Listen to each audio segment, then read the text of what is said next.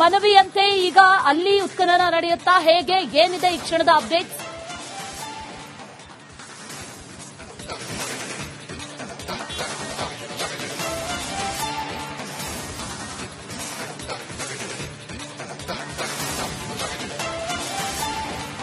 ಅಶ್ವಿನಿ, ಸದ್ಯದ ಮಟ್ಟಿಗೆ ಹೇಳೋದಾಯ್ತು ಅಂದ್ರೆ 9, 10, 11ರಲ್ಲಿ ಉತ್ಖನನ ಮಾಡಿ ಅಂತ ದೂರುದಾರ ಏನೇ ಮನವಿ ಮಾಡಿದ್ರು ಕೂಡ ಸೀರಿಯಲ್ ವೈಸ್ ನಲ್ಲಿ ಮಾಡಬೇಕಾಗಿರುತ್ತೆ. ಯಾಕೆಂದ್ರೆ ಆತ ಮೊದಲನಿಂದ ಹಿಡಿದು 13ನೇ ನಂಬರ್ನವರೆಗೂ ಆತನೇ ಗುರುತು ಹಿಡಿದಂತ ಪ್ರದೇಶಗಳನ್ನ ಮಾರ್ಕ್ ಮಾಡಲಾಗಿರುವಂತದ್ದು. ಯಾವ ಕ್ರೊನಾಲಜಿಕಲ್ ಆರ್ಡರ್ ನಲ್ಲಿ ಇವುಗಳನ್ನ ಗುರುತು ಹಿಡಿಯಲಾಯಿತೋ ಅದೇ ಮಾದರಿಯಲ್ಲೇ ಉತ್ಖನನವನ್ನ ಮಾಡಲಾಗುತ್ತೆ. ಈ ಸದ್ಯದ ಮಟ್ಟಿಗೆ ಆತ ಮತ್ತೊಂದು ಬೇಡಿಕೆಯನ್ನ ಮುಂದಿಟ್ಟಿರುವಂತದ್ದು, ಸ್ಪಾಟ್ ನಂಬರ್ 13 ಪ್ರಣವ್ ಮೊಹಂತೀರ್ ಅವರ ನೇತೃತ್ವದಲ್ಲೇ ಅವರ ಸಮ್ಮುಖದಲ್ಲೇ ನಾನು ಈ ಒಂದು ಉತ್ಖನನವನ್ನ ನೋಡ್ತೇನೆ, ಅವರ ಸಮ್ಮುಖದಲ್ಲೇ ಹಿಂದೆ ಮಾಡಿಸಬೇಕು ಅಂತ ಮನವಿ ಇಟ್ಟಿರುವಂತದ್ದು. ಈ ಸದ್ಯ ಮಟ್ಟಿಗೆ ನಮ್ಮ ತಂಡ ಆ ಸ್ಪಾಟ್ ನಂಬರ್ 13ರ ಬಳಿ ಇರುವಂತದ್ದು.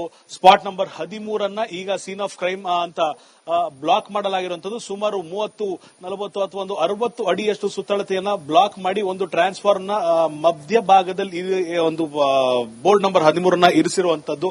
ಮತ್ತೊಂದು ಕಡೆ ಶಾಕಿಂಗ್ ವಿಚಾರ ಏನು ಅಂದ್ರೆ, ನೇತ್ರಾವತಿ ನದಿ ದಂಡೆಯ ಅಥವಾ ಸ್ನಾನಘಟ್ಟದ ಪಕ್ಕದಲ್ಲೇ ಇರುವಂತ ಒಂದು ರಸ್ತೆ, ನೂರಾರಲ್ಲ ಸಾವಿರಾರು ವಾಹನಗಳು ಓಡಾಡುವಂತ ರಸ್ತೆಗೆ ಅಂಟಿಕೊಂಡಂತ ಸ್ಥಳದಲ್ಲಿ, ಅಂದ್ರೆ ಪ್ರಾಬಬ್ಲಿ ಬೆಂಗಳೂರಿನ ಭಾಷೆಯಲ್ಲಿ ಹೇಳಬೇಕು ಅಂದ್ರೆ ಫುಟ್ಪಾತ್ ನ ಜಾಗದಲ್ಲೇ ಆ ಒಬ್ಬ ವ್ಯಕ್ತಿ ಮಾರ್ಕ್ ಅನ್ನ ಮಾಡಿರುವಂತದ್ದು, ಈ ಸ್ಥಳದಲ್ಲಿ ಹೆಣವನ್ನ ಹೂತಿಟ್ಟಿದೆ ಅಂತ ಹೇಳಿರುವಂತದ್ದು. ಸೊ ಇವಿಷ್ಟು ಒಂದು ಪಾಯಿಂಟ್ ಆಯ್ತು ಅಂದ್ರೆ, ಪ್ರಣವ್ ಮೊಹಂತೀರ್ ಅವರು ಈಗ ಕೇಂದ್ರದ ಡೆಪ್ಯುಟೇಷನ್ಗೆ ಪಾತ್ರರಾಗಿರುವಂತದ್ದು. ಅವರು ಯಾವ ಸಂದರ್ಭದಲ್ಲಿ ಬೇಕಾದ್ರೂ ಅಂದ್ರೆ ಡಿಐಜಿ ಹುದ್ದೆಯನ್ನ ನಿರ್ವಹಿಸುವಂತ ಅಷ್ಟು ಅಧಿಕಾರವನ್ನ ಈ ಒಂದು ಡೆಪ್ಯುಟೇಷನ್ ಕೊಡೋದ್ರಿಂದ ಪ್ರಾಬಬ್ಲಿ ಇದನ್ನ ಡೆಪ್ಯುಟೇಷನ್ ಅದಕ್ಕಿಂತ ಟ್ರಾನ್ಸ್ಫರ್ ಅನ್ನೋ ರೀತಿಯಲ್ಲಿ ನಾವು ನೋಡಬೇಕಾಗಿರುವಂತದ್ದು. ಈ ಕಾರಣದಿಂದ ಪ್ರಣವ್ ಮೊಹಂತೀರ್ ಅವರು ಧರ್ಮಸ್ಥಳ ಬುರುಡೆ ಪ್ರಕರಣ ಅಥವಾ ಅನಾಮಧೇಯ ವ್ಯಕ್ತಿ ಕೊಟ್ಟಂತ ಹೇಳಿಕೆ ವಿಚಾರವಾಗಿ ತಂಡವನ್ನ ರಾಜ್ಯ ಸರ್ಕಾರ ಏನ್ ರಚನೆ ಮಾಡಿದೆ ಆ ಒಂದು ವಿಶೇಷ ತನಿಖಾ ತಂಡದ ಮುಖ್ಯಸ್ಥರಾಗಿರೋದ್ರಿಂದ ಉಳಿದ ಇಬ್ಬರು ಐಪಿಎಸ್ ಆಫೀಸರ್ಗಳ ಜೊತೆ, ಅಂದ್ರೆ ಅನುಚೇತು ಒಂದ್ ಕಡೆ ಆಗ್ತಾರೆ, ಮತ್ತೊಂದ್ ಕಡೆ ಇನ್ನೊಬ್ಬ ಐಪಿಎಸ್ ಆಫೀಸರ್ ಯಾರು ಪ್ರತಿದಿನ ಈ ಒಂದು ಬುರುಡೆ ವ್ಯಕ್ತಿ ಅಂತ ಹೇಳ್ತಾರೆ ಅಥವಾ ಅನಾಮಧೇಯ ವ್ಯಕ್ತಿ ಅಂತ ಹೇಳ್ತಾರೆ ಆತನ ಜೊತೆ ಬರ್ತಿದ್ದಾರೆ. ಈ ಇಬ್ಬರ ಜೊತೆ ಹಾಗೂ ಉಳಿದ 20 ಜನರ ತಂಡ ಏನಿದೆ ಇವರ ಜೊತೆ ಮಾತುಕತೆಯನ್ನ ನಡೆಸಿ ಒಂದು ವೇಳೆ ಅವರು ಈ ಒಂದು ಸೇವೆಯಿಂದ ನಿಯುಕ್ತಿಯನ್ನ ಪಡಿತಾ ಇದ್ರೆ ಅಥವಾ ಈ ಒಂದು ತಂಡದಿಂದ ಅವರು ಹೊರ ಬರ್ತಿರೋದಾಯ್ತು ಅಂದ್ರೆ ಮುಂದಿನ ಹಂತದಲ್ಲಿ ಏನೆಲ್ಲ ಮಾಡಬೇಕಾಗತ್ತೆ ಅನ್ನೋ ಒಂದು ಸೂಕ್ತ ಡೈರೆಕ್ಷನ್ ಅನ್ನ ಕೊಟ್ಟು ಅದಾದ ನಂತರವಷ್ಟೇ ಮತ್ತೊಬ್ಬ ಹೊಸ ವ್ಯಕ್ತಿ ನೇಮಕವಾಗುವವರೆಗೂ ತಾತ್ಕಾಲಿಕವಾದಂತಹ ಚಾರ್ಜ್ ನ ಇಟ್ಕೊಂಡಿರ್ತಾರ ಅನ್ನೊಂದು ಪ್ರಶ್ನೆ ಇರುವಂತದ್ದು. ಆದ್ರೆ ಇವತ್ತಿನ ಸಂಜೆ ವೇಳೆಗೆ ರಾಜ್ಯ ಸರ್ಕಾರದಿಂದ ಕೂಡ ಅಧಿಕೃತವಾದಂತಹ ಒಂದು ಮಾಹಿತಿ ಪ್ರಣವ್ ಮೊಹಂತೀರ್ ಅವರ ವಿಚಾರದಲ್ಲಿ ಬರ್ಬೋದು ಅಂತ ಹೇಳ್ಬೋದು. ಅಶ್ವಿನಿ, ಅಭಿಷೇಕ್, ಹಾಗೆ ಸಂಪರ್ಕದಲ್ಲಿ ಮುಂದಿನ ಕ್ಷಣಗಳಲ್ಲಿ ಮತ್ತಷ್ಟು ಡೀಟೇಲ್ಸ್ ಅನ್ನ ನಿಮ್ಮಿಂದ ಪಡ್ಕೊಳ್ತೇನೆ. ಈ ಸಮಾಧಿಯ ನಿಗೂಢತೆ ಇವತ್ತಾದ್ರೂ ಬಯಲಾಗುತ್ತಾ ಅನ್ನುವಂತ ಪ್ರಶ್ನೆ. ಮನವಿಯಂತೆ ಈಗ ಅಲ್ಲಿ ಉತ್ಖನನ ನಡೆಯುತ್ತಾ ಹೇಗೆ ಏನಿದೆ ಈ ಕ್ಷಣದ ಅಪ್ಡೇಟ್?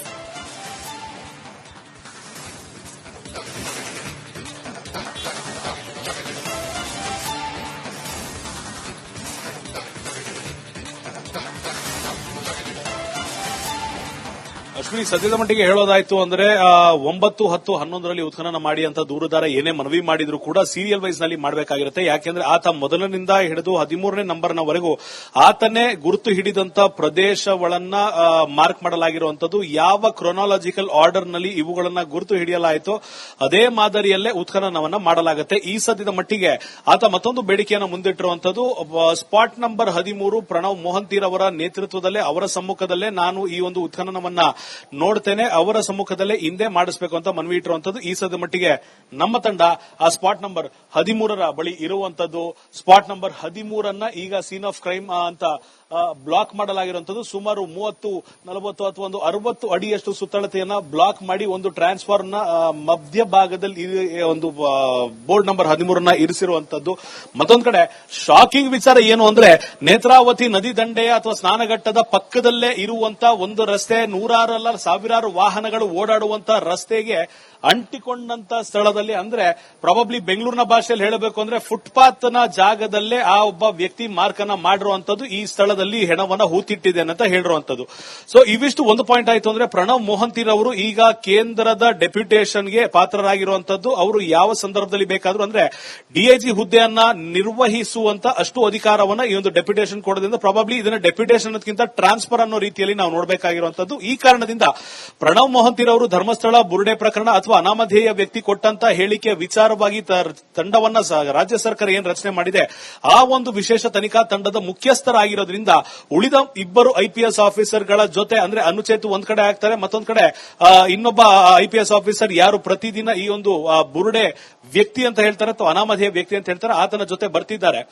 ಈ ಇಬ್ಬರ ಜೊತೆ ಹಾಗೂ ಉಳಿದ 20 ಜನರ ತಂಡ ಏನಿದೆ ಇವರ ಜೊತೆ ಮಾತುಕತೆಯನ್ನ ನಡೆಸಿ ಒಂದು ವೇಳೆ ಅವರು ಈ ಒಂದು ಸೇವೆಯಿಂದ ನಿಯುಕ್ತಿಯನ್ನ ಪಡಿತಾ ಇದ್ರೆ ಅಥವಾ ಈ ಒಂದು ತಂಡದಿಂದ ಅವರು ಹೊರ ಬರ್ತಿರೋದಾಯ್ತು ಅಂದ್ರೆ ಮುಂದಿನ ಹಂತದಲ್ಲಿ ಏನೆಲ್ಲ ಮಾಡಬೇಕಾಗತ್ತೆ ಅನ್ನೋ ಒಂದು ಸೂಕ್ತ ಡೈರೆಕ್ಷನ್ ಅನ್ನ ಕೊಟ್ಟು ಅದಾದ ನಂತರವಷ್ಟೇ ಮತ್ತೊಬ್ಬ ಹೊಸ ವ್ಯಕ್ತಿ ನೇಮಕವಾಗುವವರೆಗೂ ತಾತ್ಕಾಲಿಕವಾದಂತಹ ಚಾರ್ಜ್ ನ ಇಟ್ಕೊಂಡಿರ್ತಾರ ಅನ್ನೊಂದು ಪ್ರಶ್ನೆ ಇರುವಂತದ್ದು. ಆದ್ರೆ ಇವತ್ತಿನ ಸಂಜೆ ವೇಳೆಗೆ ರಾಜ್ಯ ಸರ್ಕಾರದಿಂದ ಕೂಡ ಅಧಿಕೃತವಾದಂತಹ ಒಂದು ಮಾಹಿತಿ ಪ್ರಣವ್ ಮೊಹಂತಿರವರ ವಿಚಾರದಲ್ಲಿ ಬರ್ಬೋದು ಅಂತ ಹೇಳ್ಬೋದು.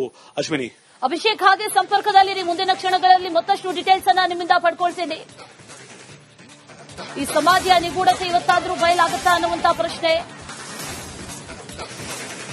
ಮನವಿಯಂತೆ ಈಗ ಅಲ್ಲಿ ಉತ್ಖನನ ನಡೆಯುತ್ತಾ, ಹೇಗೆ, ಏನಿದೆ ಈ ಕ್ಷಣದ ಅಪ್ಡೇಟ್?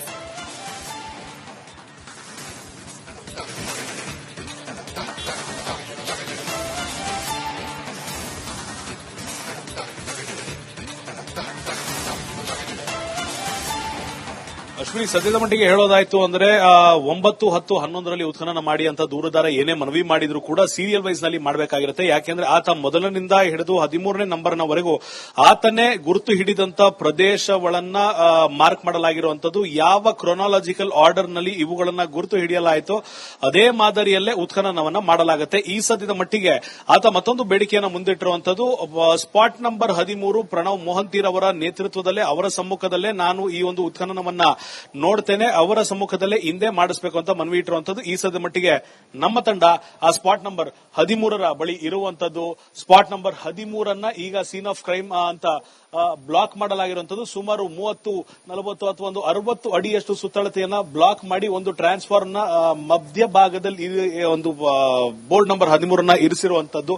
ಮತ್ತೊಂದು ಕಡೆ ಶಾಕಿಂಗ್ ವಿಚಾರ ಏನು ಅಂದ್ರೆ, ನೇತ್ರಾವತಿ ನದಿ ದಂಡೆಯ ಅಥವಾ ಸ್ನಾನಘಟ್ಟದ ಪಕ್ಕದಲ್ಲೇ ಇರುವಂತ ಒಂದು ರಸ್ತೆ, ನೂರಾರಲ್ಲ ಸಾವಿರಾರು ವಾಹನಗಳು ಓಡಾಡುವಂತ ರಸ್ತೆಗೆ ಅಂಟಿಕೊಂಡಂತ ಸ್ಥಳದಲ್ಲಿ, ಅಂದ್ರೆ ಪ್ರಾಬಬ್ಲಿ ಬೆಂಗಳೂರಿನ ಭಾಷೆಯಲ್ಲಿ ಹೇಳಬೇಕು ಅಂದ್ರೆ ಫುಟ್ಪಾತ್ ನ ಜಾಗದಲ್ಲೇ ಆ ಒಬ್ಬ ವ್ಯಕ್ತಿ ಮಾರ್ಕ್ ಅನ್ನ ಮಾಡಿರುವಂತದ್ದು, ಈ ಸ್ಥಳದಲ್ಲಿ ಹೆಣವನ್ನ ಹೂತಿಟ್ಟಿದೆ ಅಂತ ಹೇಳಿರುವಂತದ್ದು. ಸೊ ಇವಿಷ್ಟು ಒಂದು ಪಾಯಿಂಟ್ ಆಯ್ತು ಅಂದ್ರೆ, ಪ್ರಣವ್ ಮೊಹಂತಿರವರು ಈಗ ಕೇಂದ್ರದ ಡೆಪ್ಯುಟೇಷನ್ಗೆ ಪಾತ್ರರಾಗಿರುವಂತದ್ದು. ಅವರು ಯಾವ ಸಂದರ್ಭದಲ್ಲಿ ಬೇಕಾದ್ರೂ ಅಂದ್ರೆ ಡಿಐಜಿ ಹುದ್ದೆಯನ್ನ ನಿರ್ವಹಿಸುವಂತ ಅಷ್ಟು ಅಧಿಕಾರವನ್ನ ಈ ಒಂದು ಡೆಪ್ಯುಟೇಷನ್ ಕೊಡೋದ್ರಿಂದ ಪ್ರಾಬಬ್ಲಿ ಇದನ್ನ ಡೆಪ್ಯುಟೇಷನ್ ಅನ್ನೋದಕ್ಕಿಂತ ಟ್ರಾನ್ಸ್ಫರ್ ಅನ್ನೋ ರೀತಿಯಲ್ಲಿ ನಾವು ನೋಡಬೇಕಾಗಿರುವಂತದ್ದು. ಈ ಕಾರಣದಿಂದ ಪ್ರಣವ್ ಮೊಹಂತಿರವರು ಧರ್ಮಸ್ಥಳ ಬುರುಡೆ ಪ್ರಕರಣ ಅಥವಾ ಅನಾಮಧೇಯ ವ್ಯಕ್ತಿ ಕೊಟ್ಟಂತ ಹೇಳಿಕೆ ವಿಚಾರವಾಗಿ ತಂಡವನ್ನ ರಾಜ್ಯ ಸರ್ಕಾರ ಏನ್ ರಚನೆ ಮಾಡಿದೆ ಆ ಒಂದು ವಿಶೇಷ ತನಿಖಾ ತಂಡದ ಮುಖ್ಯಸ್ಥರಾಗಿರೋದ್ರಿಂದ ಉಳಿದ ಇಬ್ಬರು ಐಪಿಎಸ್ ಆಫೀಸರ್ಗಳ ಜೊತೆ ಅಂದ್ರೆ ಅನುಚೇತು ಒಂದ್ ಕಡೆ ಆಗ್ತಾರೆ, ಮತ್ತೊಂದ್ ಕಡೆ ಇನ್ನೊಬ್ಬ ಐಪಿಎಸ್ ಆಫೀಸರ್ ಯಾರು ಪ್ರತಿದಿನ ಈ ಒಂದು ಬುರುಡೆ ವ್ಯಕ್ತಿ ಅಂತ ಹೇಳ್ತಾರೆ ಅಥವಾ ಅನಾಮಧೇಯ ವ್ಯಕ್ತಿ ಅಂತ ಹೇಳ್ತಾರೆ ಆತನ ಜೊತೆ ಬರ್ತಿದ್ದಾರೆ. ಈ ಇಬ್ಬರ ಜೊತೆ ಹಾಗೂ ಉಳಿದ 20 ಜನರ ತಂಡ ಏನಿದೆ ಇವರ ಜೊತೆ ಮಾತುಕತೆಯನ್ನ ನಡೆಸಿ ಒಂದು ವೇಳೆ ಅವರು ಈ ಒಂದು ಸೇವೆಯಿಂದ ನಿಯುಕ್ತಿಯನ್ನ ಪಡಿತಾ ಇದ್ರೆ ಅಥವಾ ಈ ಒಂದು ತಂಡದಿಂದ ಅವರು ಹೊರ ಬರ್ತಿರೋದಾಯ್ತು ಅಂದ್ರೆ ಮುಂದಿನ ಹಂತದಲ್ಲಿ ಏನೆಲ್ಲ ಮಾಡಬೇಕಾಗತ್ತೆ ಅನ್ನೋ ಒಂದು ಸೂಕ್ತ ಡೈರೆಕ್ಷನ್ ಅನ್ನ ಕೊಟ್ಟು ಅದಾದ ನಂತರವಷ್ಟೇ ಮತ್ತೊಬ್ಬ ಹೊಸ ವ್ಯಕ್ತಿ ನೇಮಕವಾಗುವವರೆಗೂ ತಾತ್ಕಾಲಿಕವಾದಂತಹ ಚಾರ್ಜ್ ನ ಇಟ್ಕೊಂಡಿರ್ತಾರ ಅನ್ನೊಂದು ಪ್ರಶ್ನೆ ಇರುವಂತದ್ದು. ಆದ್ರೆ ಇವತ್ತಿನ ಸಂಜೆ ವೇಳೆಗೆ ರಾಜ್ಯ ಸರ್ಕಾರದಿಂದ ಕೂಡ ಅಧಿಕೃತವಾದಂತಹ ಒಂದು ಮಾಹಿತಿ ಪ್ರಣವ್ ಮೊಹಂತಿರವರ ವಿಚಾರದಲ್ಲಿ ಬರ್ಬೋದು ಅಂತ ಹೇಳ್ಬೋದು. ಅಶ್ವಿನಿ, ಅಭಿಷೇಕ್ ಹಾಗೆ ಸಂಪರ್ಕದಲ್ಲಿರಿ, ಮುಂದಿನ ಕ್ಷಣಗಳಲ್ಲಿ ಮತ್ತಷ್ಟು ಡೀಟೇಲ್ಸ್ ಅನ್ನ ನಿಮ್ಮಿಂದ ಪಡ್ಕೊಳ್ತೀನಿ. ಈ ಸಮಾಧಿಯ ನಿಗೂಢತೆ ಇವತ್ತಾದ್ರೂ ಬಯಲಾಗುತ್ತಾ ಅನ್ನುವಂತ ಪ್ರಶ್ನೆ.